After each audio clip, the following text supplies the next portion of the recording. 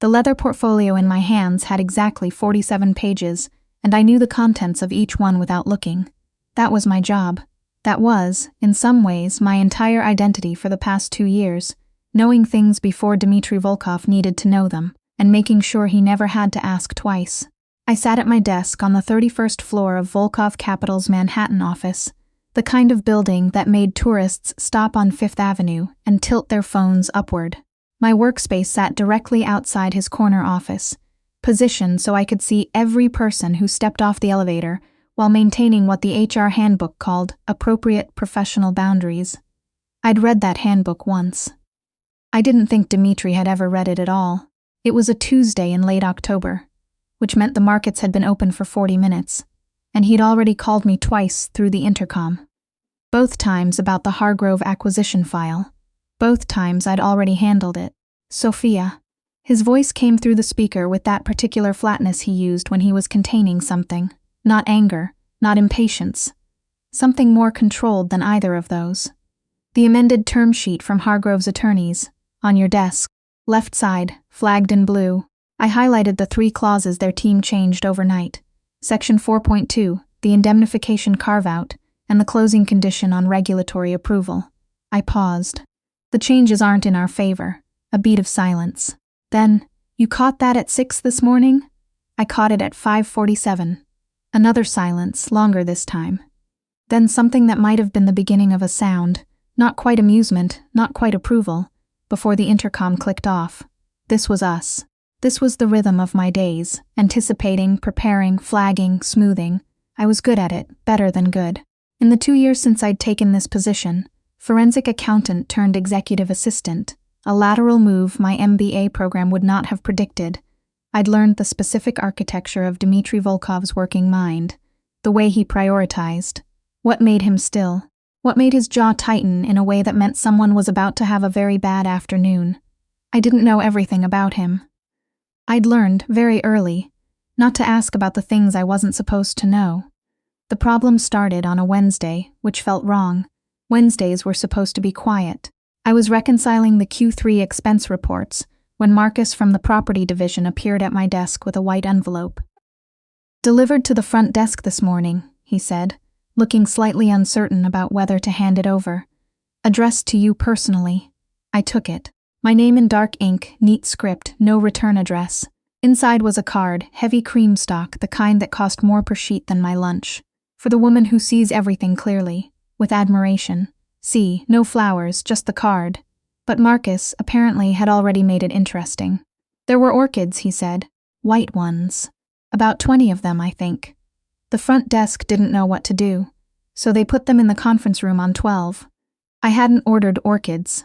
I hadn't given anyone this address. The heat that crept up the back of my neck wasn't quite embarrassment. It was something closer to alarm. "Thank you, Marcus." I kept my voice level. "I'll sort it out." He left.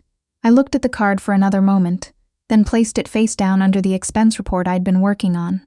Dmitry's intercom light turned on at 11. "Sophia, come in."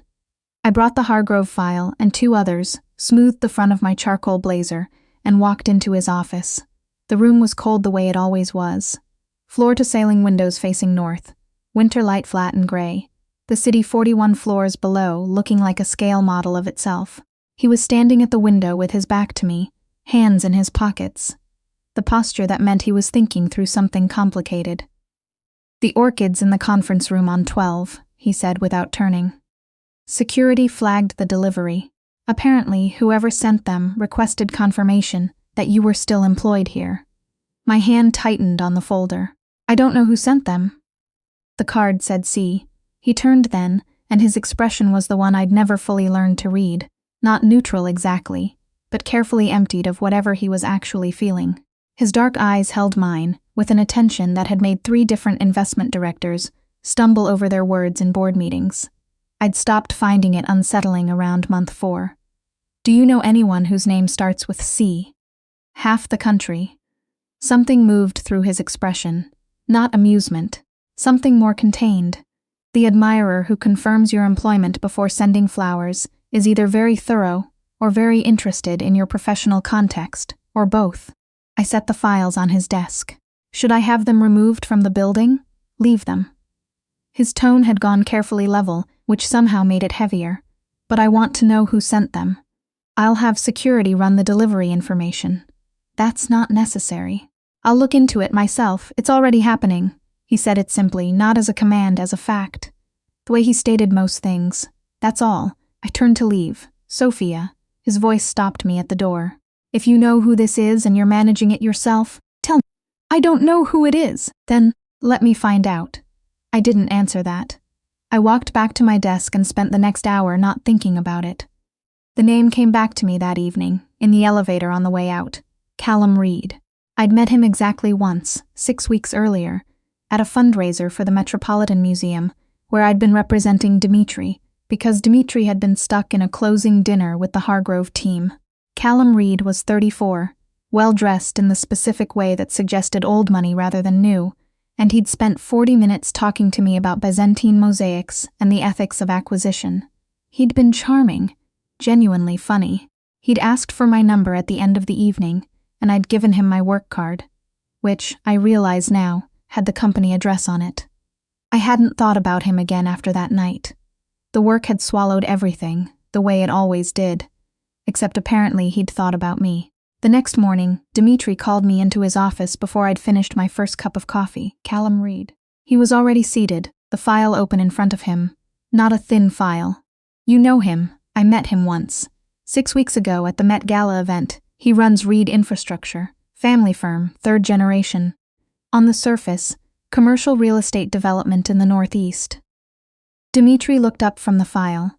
His expression was the one I'd started privately calling the assessment face. The one he used when he was cataloging something, building a picture. Below the surface, his family has significant financial interests in 3 development deals we've been quietly competing on for the past 8 months. Deals that, if they closed in his favor, would cost us approximately $400 million in projected revenue. The air in the room felt different. "You think he's targeting me professionally?" "I think a man who confirms your employment before sending flowers and signs a card with only an initial is being deliberately opaque. And I think that a man who moves in the same professional circles as we do, who understands exactly what you do and what you have access to, didn't accidentally run into you at that fundraiser." He closed the file. "Did he ask about our projects?" I thought back. The Byzantine mosaics, the ethics of acquisition. Not directly, but he asked about acquisition strategy. In the abstract, I thought it was just conversation. It was information gathering. Dimitri's voice was flat. He was testing whether you were discreet, and now he's sending flowers. Now he's escalating. He stood, moving to the window in that contained way he had, like a man who'd trained himself not to let his body betray what his mind was doing.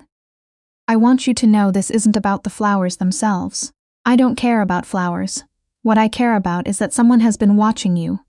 Watching how you move, where you go, who you're connected to, and has decided that you're a useful route to information that could damage this firm. What do you want me to do?" He turned, and the expression on his face was the one I'd only seen a handful of times in 2 years. The one that looked like something had cracked the surface of whatever he kept so carefully controlled. "Nothing. Yet.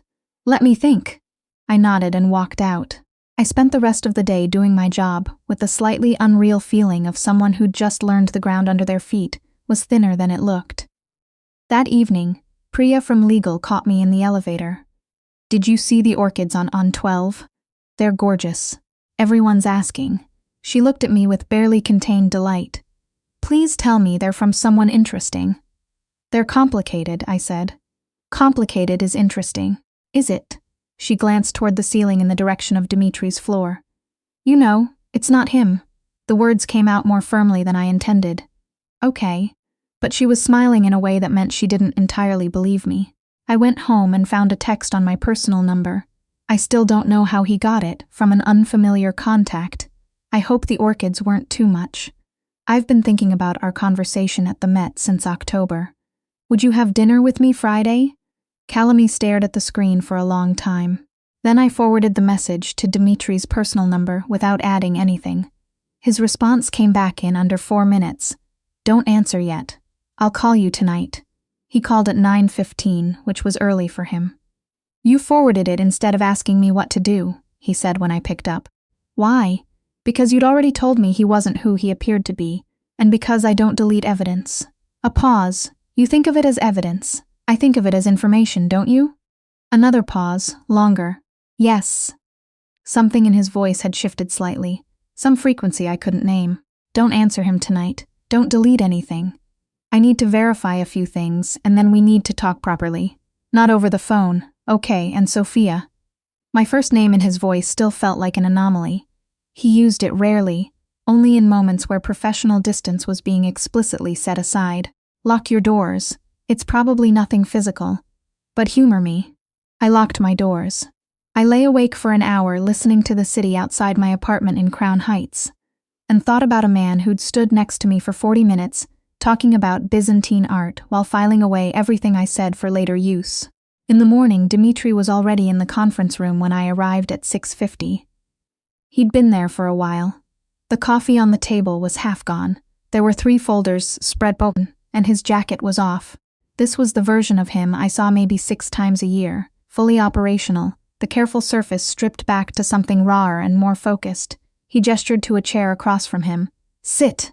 I sat. I didn't take off my coat. Callum Reed has been at the same coffee shop on Mercer Street 4 times in the past 6 weeks on your Tuesday morning's schedule. He said it the way he said everything. Factual, direct, the information delivered clean. He was at the Tribeca office gym on 2 of the 3 evenings you used the guest pass I gave you. He was at the Bryant Park Market the Friday you went with Priya for lunch. He paused. I've had a security analyst tracking his movements since the delivery confirmation flagged on Friday. I should have started earlier. Cold moved through me. You knew he was following me before this morning. I suspected. I didn't want to tell you until I was certain. He met my eyes. I was wrong not to tell you immediately. I'm telling you now. This was one of the things I'd learned about Dmitri Volkov over 2 years. He admitted mistakes quickly, without softening them, and then he didn't repeat them. I'd found it disarming the first time. Now I understood it as a form of precision. The pattern started shortly after you processed Kellerman waterfront contracts, he continued, the ones with the port access clauses. Reed Infrastructure has been trying to break into that corridor for 2 years. If they had our routing agreements and our municipal contacts, they could leapfrog 18 months of negotiations. He closed one of the folders. You're not a romantic interest, Sophia. You're a strategic target. I know. I'd known it in the elevator yesterday, really. Hearing it said clearly just settled the weight of it into a different part of my chest. What do you want to do? He was quiet for a moment. Dmitri was never theatrical about his silences. They were functional, the space where he completed calculations. I want you to answer him. Tell him you'll have dinner Friday. I looked at him. You want me to go? I want you to go wired, with my security team positioned outside, and with a clear objective. Let him make an explicit offer. Let him say what he actually wants in a setting where every word is documented. Then we take that documentation to his family's primary legal counsel, his board, and if necessary, the city controller's office, which has been interested in Reed Infrastructure's municipal contract practices for about 3 years. You want to trap him. I want to let him trap himself. There was something cold in his voice that I recognized as the sound of a man who was very good at what he did, and occasionally unsettling because of it. He thinks you're an underestimated woman in a powerful man's shadow. He thinks flattery and manufactured intimacy will make you susceptible to a very expensive ask. Let him believe that right up until it's too late to walk it back. I sat with this for a moment. The thing about Dmitri was that his plans were usually correct, not just tactically sound, structurally right, the kind of plan that left no loose ends and created no unnecessary casualties. If I do this, I said slowly, I want full information. Everything you know about Reed Infrastructure, about Callum specifically, about what I'm actually walking into. No selective briefing. Something shifted in his expression, quick, almost imperceptible. Agreed, and I want real-time communication. An earpiece, if possible. If something feels wrong, I pull out immediately. No arguing, agreed. And after this is over. I paused, because the next part felt like stepping off a ledge in slow motion. We talk about this. About the fact that you've been running security analysis on someone's movements, because of what he might do to me, and that's not... That's not a professional protocol. That's something else. The silence that followed was the longest one I'd ever sat through with him. Agreed, he said finally, and his voice had a different quality to it. Not softer exactly, truthful in a new way. The next 3 days were a crash course in a world I'd been adjacent to without fully understanding. James, his head of security, briefed me on Reed Infrastructure's corporate structure and Callum's decision-making patterns. His assistant, Nora, taught me how to wear a wire transmitter as a piece of jewelry, a small pendant that looked unremarkable and recorded with exceptional clarity. Dimitri himself ran me through the specific information Callum would likely probe for, and coached me on responses that sounded genuine without being useful. He was relentless in preparation, interrupting constantly with additional scenarios. What if Callum brings documentation? What if he suggests a second meeting? What if he names a specific contact at the city's DOT? On the second night, after James and Nora had left, I found him still at the table studying the same surveillance photos I'd been reviewing. "You should go home," I said. "This is over-preparation. There's no such thing. There is when it starts being about anxiety rather than strategy." He looked up. The expression on his face was one I didn't have a name for yet. "Is that what you think this is? I think you've run this scenario 40 different ways because there's a variable you can't control." I sat down across from him. Me, in a room with someone who wants to use me, that's the thing you can't fully plan for. A long pause. Then, yes, just the one word, and something in the quality of it was different from his usual precision. "You don't have to send me," I said. "There's probably another way to handle this. The other ways are messier, more expensive, more likely to result in prolonged legal exposure." He was quiet for a moment. "This is cleaner. You're right that it's the correct strategic choice." His jaw tightened. "I still don't like it. Why?" The word landed between us with more weight than I'd intended. He looked at me for a long moment. "Because 2 years ago you walked into my office for your first day, and within 48 hours, you'd caught an error in the Mercer Street closing documents that would have cost us $6 million. And instead of sending me an email, you walked in and told me directly, without any visible nervousness." He paused. "I don't know many people who aren't nervous around me. I was nervous. I was just sure enough about the numbers to override it. I know. That's the part I noticed." He looked down at the photograph in front of him. "The point is, you matter to this firm, functionally, professionally, in ways I don't always articulate, because articulating them changes the nature of the working relationship." He was being careful with the words in a way he usually wasn't. "But the reason I ran that security analysis on Callum Reed isn't only because I was protecting a professional asset. I need you to know that." "I know," I said quietly. "I'm not sure you fully do." He looked up again. "I noticed when you stopped using the guest gym on Tuesday evenings in September and switched to Thursday mornings. I know you take your lunch at 1:15 on Mondays because you like the window table at that place on 48th before it fills up. I know you drink your coffee with oat milk and no sugar when you're stressed, and with whole milk and 1 sugar when you're not." He paused. "I've been paying a level of attention that is in excess of what any employer needs to pay an employee, and I wanted to acknowledge that." The air in the room felt completely different than it had 60 seconds ago. "Dimitri," I started. "Don't." His voice was quiet. "Not tonight. Friday first. Get through Friday, and then we say what we need to say. I need to be able to think clearly until then." He was right, which was one of the more frustrating things about him. "Okay," I said. Friday. On Friday evening, I sat across from Callum Reed at a restaurant in the West Village that I'd chosen specifically because it had a sight line from the bar, 2 entrances, and excellent acoustics for recording. James was at the bar. Nora was in a car on Bleecker. Dimitri was, somewhere. He hadn't told me where exactly. I suspected closer than he'd said. Callum looked exactly as I remembered. Handsome in that studied, approachable way, a linen blazer over a dark shirt, easy smile that arrived just slightly too quickly. "Sophia." He stood as I approached, taking my hand in both of his. "I'm so glad you came. I was starting to think the orchids were too much." "They were a lot," I said honestly. I sat down and accepted the wine list. "I'm a lot," he said, smiling. "I apologize in advance." This was good, I noted. Charming self-deprecation designed to disarm. He'd done this at the Met too, I remembered now. It was a technique. We ordered. We talked about the museum gala, about a building that had just sold in Midtown for an extraordinary number, about a piece in the Times about zoning law reform.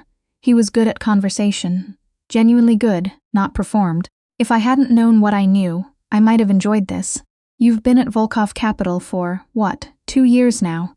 He asked it casually, the way you ask a question when you already know the answer.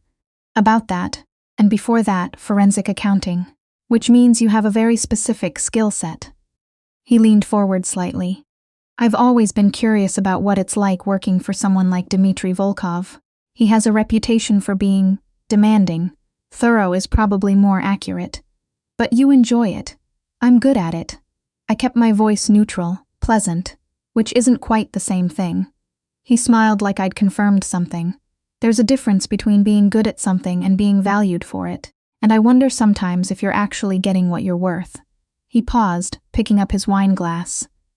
I ask because I've been looking to bring on someone with your particular combination of skills for a project we're developing. Waterfront access, port logistics, technically complex, very confidential, the kind of thing where I need someone who already understands how the major players in this city operate. There it was. Clean and relatively quick.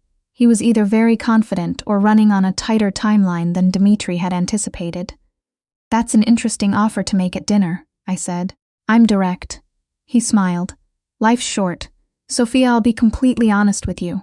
My family's firm and Volkov Capital have been competing for the same corridor of development opportunities for 2 years. We've been losing, and I think part of the reason is that Dmitry Volkov has an exceptionally well-organized intelligence operation surrounding his bids, timing, contacts, regulatory relationships.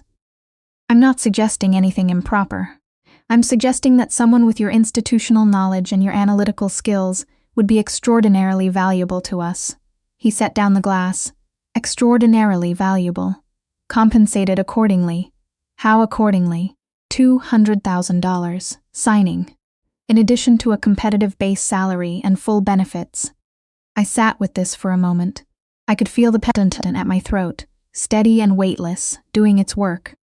You're asking me to bring information about Dmitry Volkov's operations to a competing firm, I said, keeping my voice conversational. I'm asking you to consider an opportunity where your expertise is properly recognized. That's a careful way to say the same thing. He smiled, and for a moment I saw something behind the charm.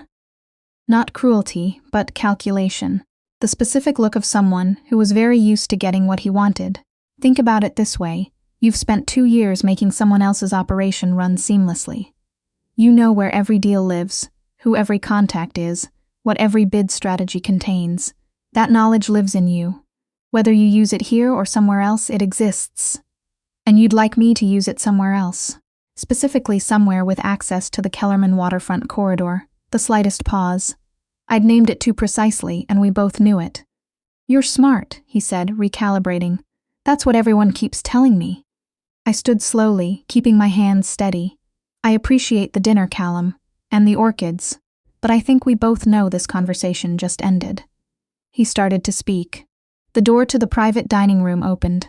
Dmitry walked in, which told me he'd been in the building the whole time, and behind him were 2 people I didn't recognize until I saw the federal badges. Callum Reed. You're being detained for questioning related to solicitation of proprietary trade information and potential violations of the Economic Espionage Act. The woman with the badge said it with the specific flatness of someone who had done this many times.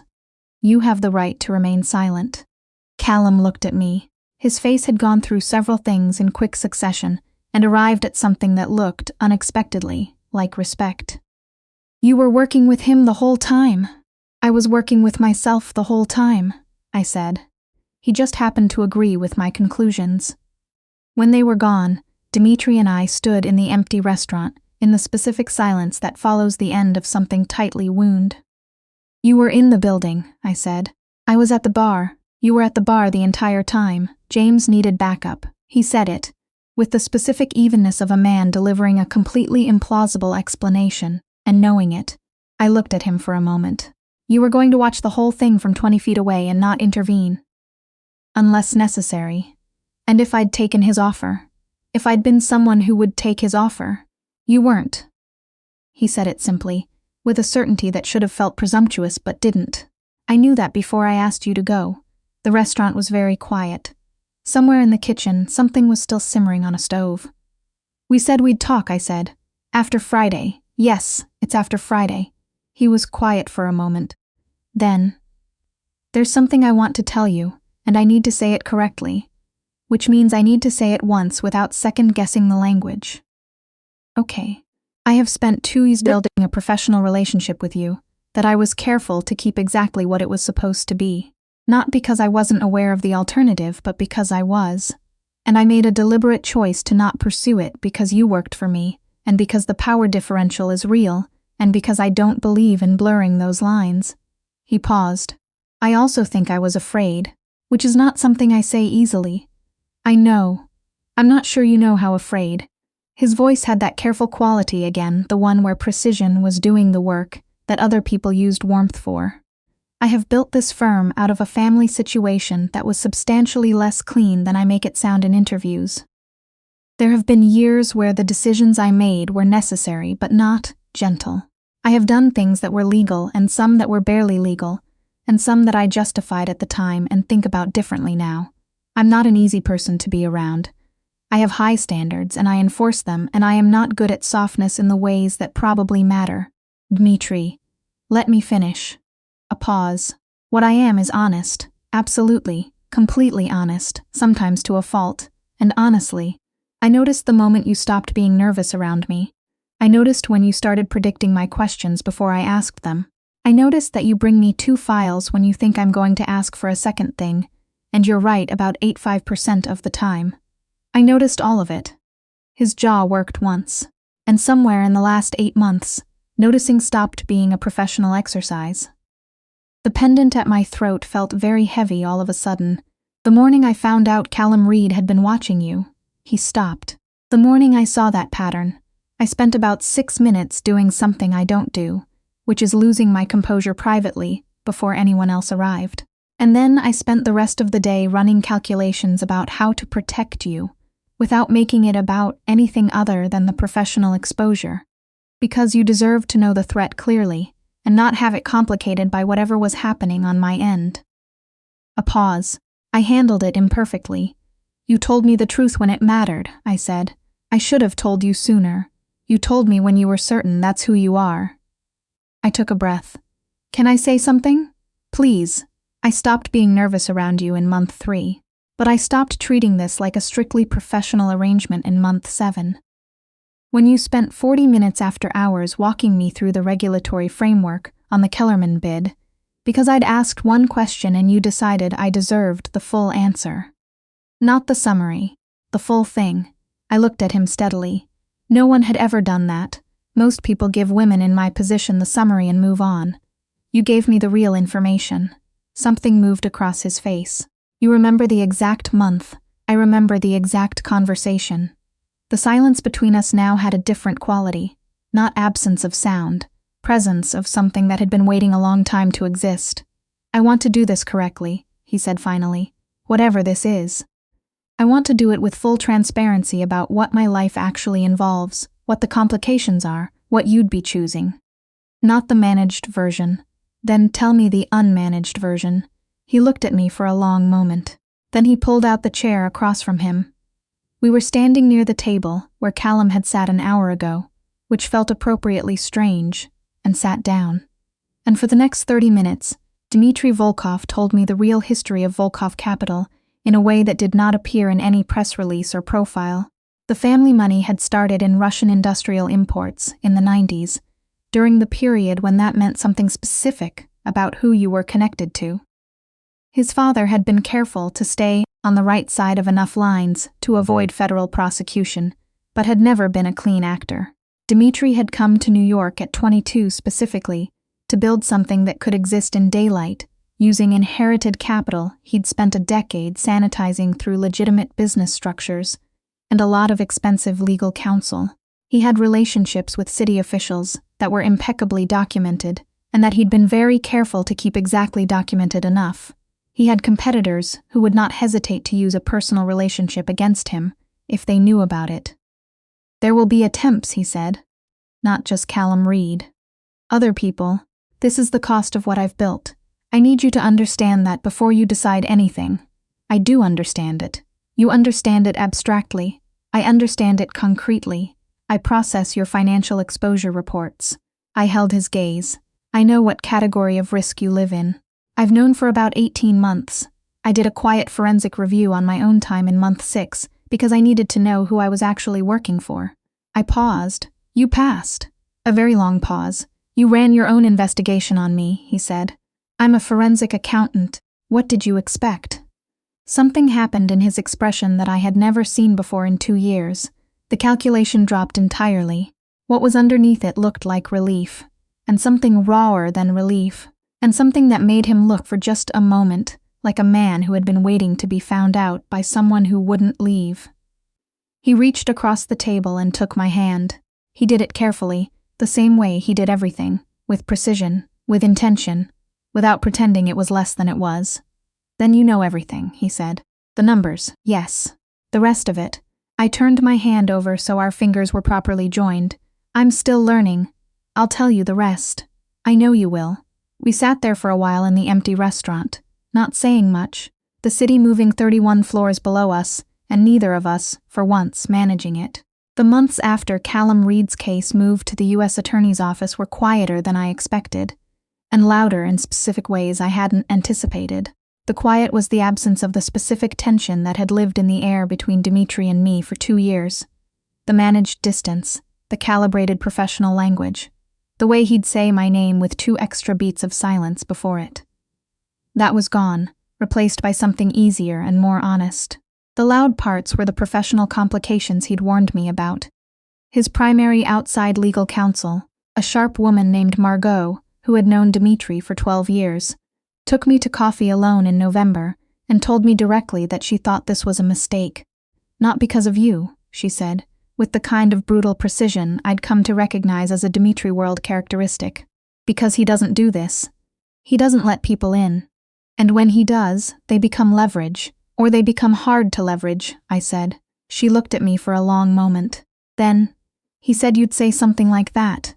He knows me fairly well at this point. He knows you entirely too well, which is the problem. But something in her expression shifted. Are you actually prepared for what this looks like from the outside? A forensic accountant who transitioned to executive assistant and is now in a relationship with the man she works for. I've already accepted a position at Morrison Analytics, I said. Starting the 1st of the year. Independent consulting. I told Dimitri in October.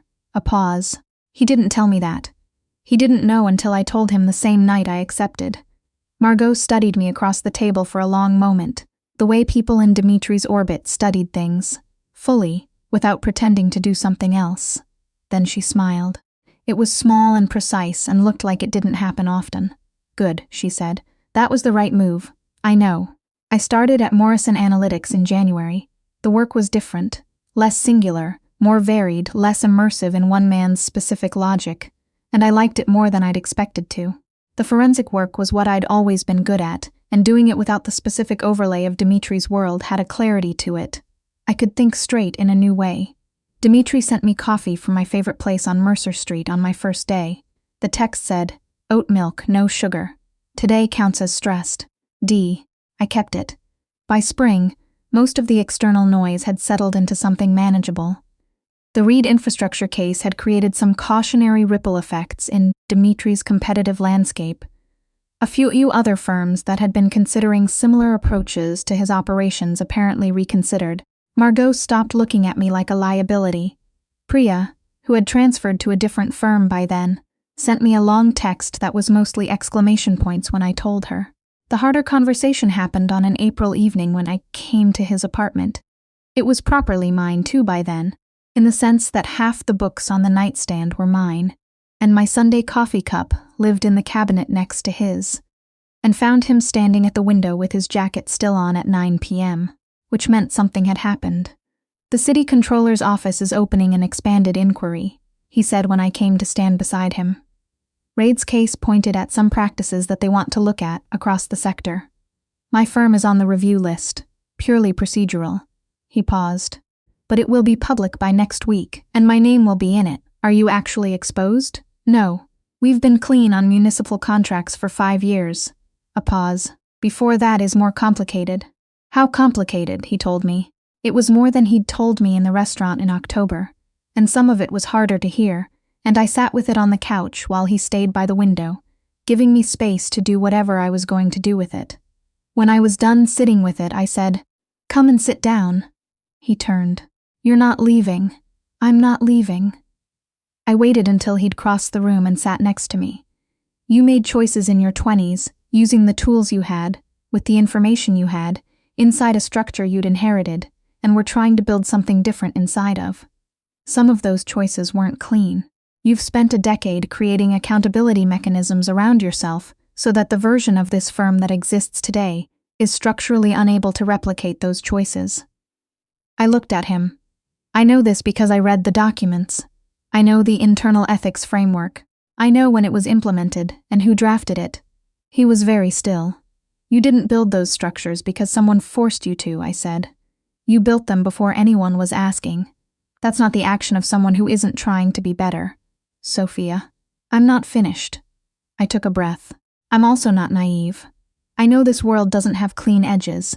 I know there will be more moments like this one. I know that being known as the woman who's with you makes me a target in specific ways that won't fully go away." I looked at him steadily. "I'm choosing it anyway, with full information, the way you taught me to make decisions. With full information, I choose this." He looked at me for a long time. Then he pulled me against him with the specific kind of intensity that he was better at expressing physically than verbally. Complete and unambiguous, the way he did everything that mattered. "I don't know how to do this," he said into my hair. "A relationship where I don't know the cadence of it. I know how to manage operations. I know how to protect things. I don't know how to just be with someone without treating it like a project to optimize." I laughed. I hadn't expected to laugh, but it came out anyway. "Dimitri, you called me on a Sunday in March because you were reading an article about Byzantine mosaics and thought I'd want to know about it. That's not." He stopped. "That's exactly what being with someone looks like. You've been doing it for months." I pulled back to see his face. "You're already good at this.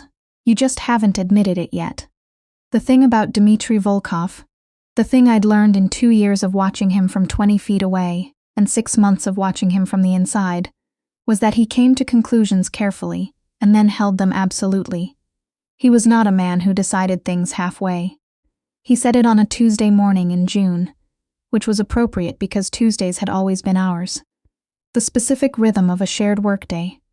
The particular frequency of how we'd moved around each other for 2 years.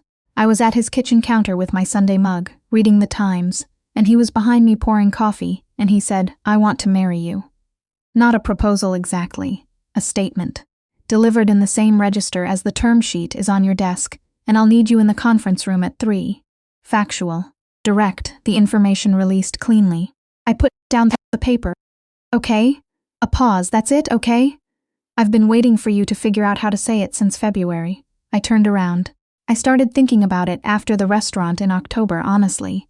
He looked at me with an expression that had nothing calculated in it. Pure and undefended, the face of a man who had spent a long time not letting himself want things he was afraid of losing. "I love you," he said. I should say that first. I should have said it before the marriage part. "I know, I love you too." I set down my mug and crossed the kitchen toward him. "Say it again."